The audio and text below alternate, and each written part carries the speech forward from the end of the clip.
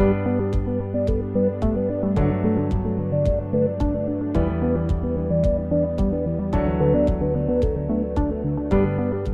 standing inside Pure Project Brewing in the beautiful city of Vista in San Diego County.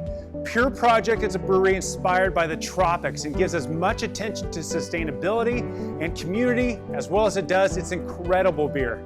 Pure Project is also known for brewing a wide array of beer styles. However, the challenge these different beers provide is that they all should be served in different glasses and at different temperatures.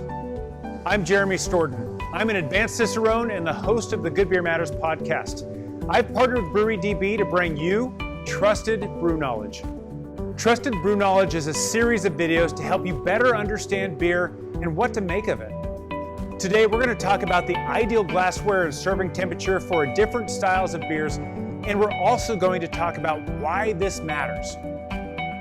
My name is Chris Guzman. I'm the Education Program Manager. Started Chris.thebeereducator on Instagram, and yeah, I'm an advanced Cicerone, currently studying for my Master's Cicerone. Yes, got you the are. cool little patch right there. Let's start with cheers. I don't know what I'm drinking, but I'm going to enjoy it. Cheers. You actually could tell the glass. For the people who know, that's actually a lambic style glass. You can tell by the iconic ridges at the bottom. Yep. When you put the beer in the right glass, at times it echoes heritage, traditions, and people that here in the United States we try to mimic in terms of European standards, but with our own twist to it. Yeah. So the first question I have for you is, why does it matter? Because all I need is a vessel to bring this liquid to my mouth. Why do we have so many different types of glasses? And that's the interesting part, is because not only are we echoing tradition, but we're also highlighting different attributes of each style. So certain styles have super rocky heads that just need to sit on and expand. Some styles, you just want to showcase the clarity of them. The clear and the color, yeah. And the color. So there's small little nuances. There's so many different beer styles, beer glassware, and when you put it together, you're like, whoa. Yeah. That was the glassware that should have gone in. Mm-hmm. And maybe you're going to put on your shorts and a t-shirt and your flip-flops and go out to dinner. Heck yeah. And maybe there's a time when you get dressed up because you're going out to dinner. Yeah. And maybe that's where, instead of pulling out that ordinary glass, maybe you pull out something a little extra special. Exactly. And there are functions and there are reasons that make this extra special, but just the fact of getting dressed up to go out to dinner or dressing up your beer to change the experience, there is value there. Absolutely, and that's the cool part where, like, depending on the setting, you can curate those experiences, and there's nothing wrong with, like, drinking out of, I know it says bad, drinking out of a can, but you're in, like, an alleyway waiting for tacos down in Playa del Carmen. You're like, this is the beer that I've always wanted at this moment in an alleyway waiting for some amazing tacos. Mm-hmm. Or when you finally put it in a really nice glassware, gold rim etched at the bottom, you're like, wait, that's beautiful. Let's say we're going down to Little Italy in San Diego, down by the harbor, and you walk into this Italian restaurant that someone has told you, oh my gosh, this food is the most amazing stuff. You need to go in there and taste their marinara, taste their cioppino, you know, that sort of stuff.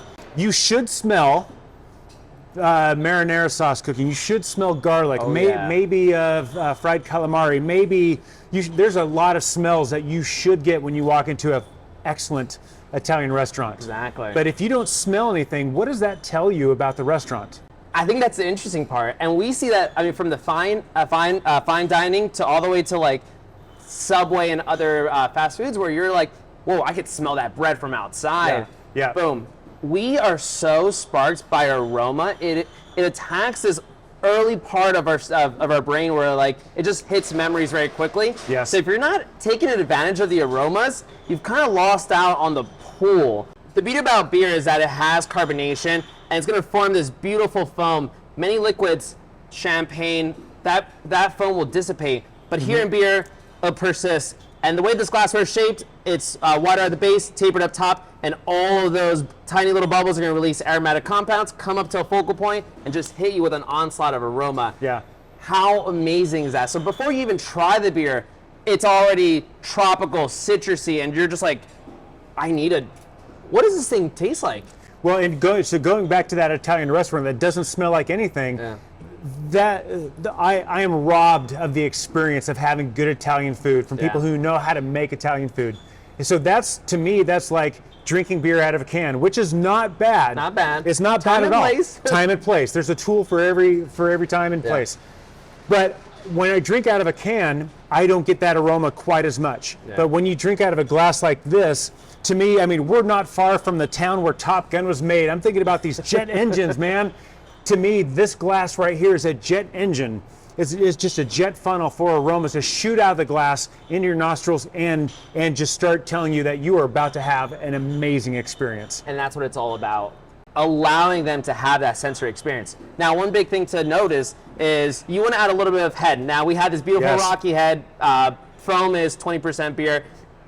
But normally, if you get a beer that's an infinity pool, you did a disservice to You might as well drink out of a can. Might as well drink out of the can, or even less, just close up your nose. Like, you can't dip in. You have to forcefully, quickly drink it. You didn't have that time to really appreciate the beer for the aroma. And there's a time and place on how you approach beer, but always give a beautiful, nice, like inch and a half of collar or foam, and you see that and you're like, that looks good. I can't wait to try it, instead of having an infinity pool of liquid. And I know people think if you have foam, I have less beer, I want more beer. Okay, I can't argue that, because you are going to have more beer, but what I'm talking about is I want to go to that Italian restaurant and smell that. If we were to have a cocktail, I want the bartender to run that citrus right around the edge, so every time I take a sip, I can smell that citrus. And for me, having that aroma, that's having the head in a glass that will shoot that aroma out of the glass, and that is vital to the experience of drinking a good beer. It sets the stage. It sets the stage, just like walking into that restaurant for the aromas. It sets the stage when you're enjoying a beer, because you're bringing that up to your nose, and all of a sudden you're like, whoa, I can smell that from like here. This is gonna be good. And this is a well-crafted beer. Perfect.